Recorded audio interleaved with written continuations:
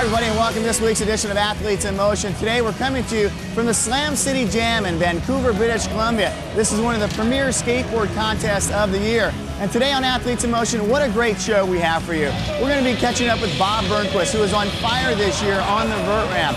Also, we're going to find out from the professional skaters the state of skateboarding. What is going on in the world of skateboarding? Also, we're going to highlight a young guy out of San Clemente, California by the name of Ryan Sheckler. Many people think he is the next Tony Hawk. We're going to catch up with the legend himself, Steve Caballero. Steve Caballero has been riding skateboards for over 20 years. I caught up with him, had a great conversation with him. We're going to have all that and much more on today's edition of Athletes in Motion from the Slam City Jam.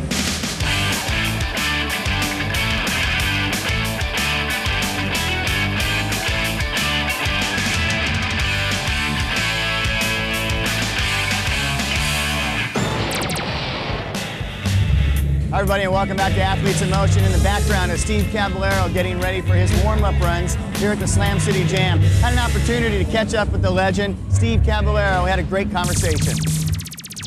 Skate like no one's watching.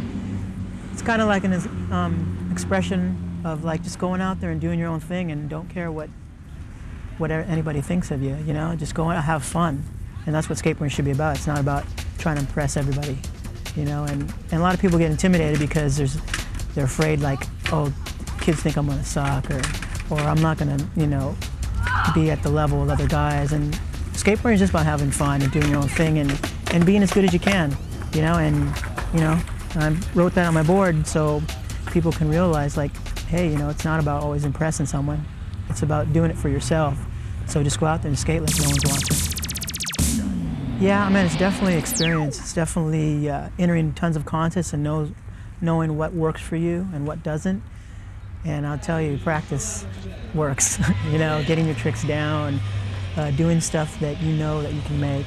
You know, not going to a contest trying to, you know, do the hardest trick, just being the most, you know, trying to do the most impressive thing for your peers. You know, it's not about that. I mean, you can save that for the video or taking photos, but contest is something you have to be conservative and consistent, you know, to do well.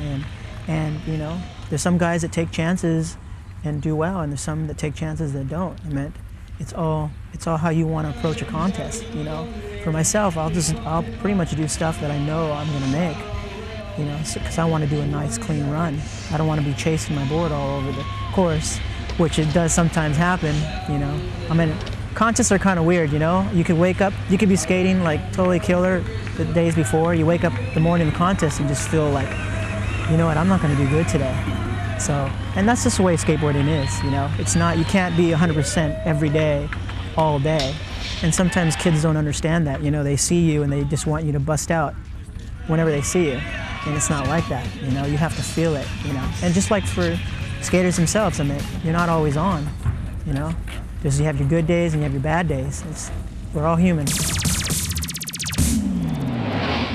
It's a little embarrassing sometimes, you know, like if I'm just kind of out in the mall or just walking down the street and kids go like, hey, Steve, you know, it's kind of embarrassing sometimes. But I mean, I don't mind it if I'm actually at an event, you know, where there are kids that's supposed to recognize me. I'm at, you know, there's skateboarders there. But when it's like when you want to have your own personal time and you know, I'll be walking down the street, I'll see some skaters. Sometimes I'll kind of just like turn the other way so they don't recognize them, you know.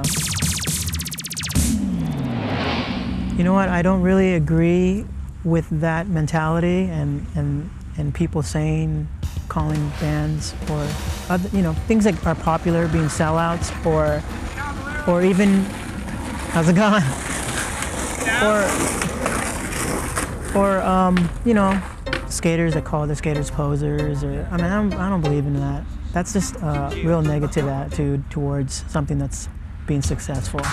You know, I mean, my impression of selling out is basically doing something that you don't really want to do or love for money.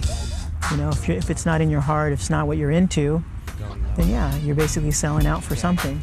But if you're doing something that you love and you're making money and you're getting really popular at it and you're being successful, that's not being sellout. That's just doing something that you love and, you know, you're getting paid for it, you know? I wouldn't say that there's too many contests. I think that skaters know well enough to pace themselves, and the guys that really want to go out there and promote and work hard are the ones going to all the contests, you know.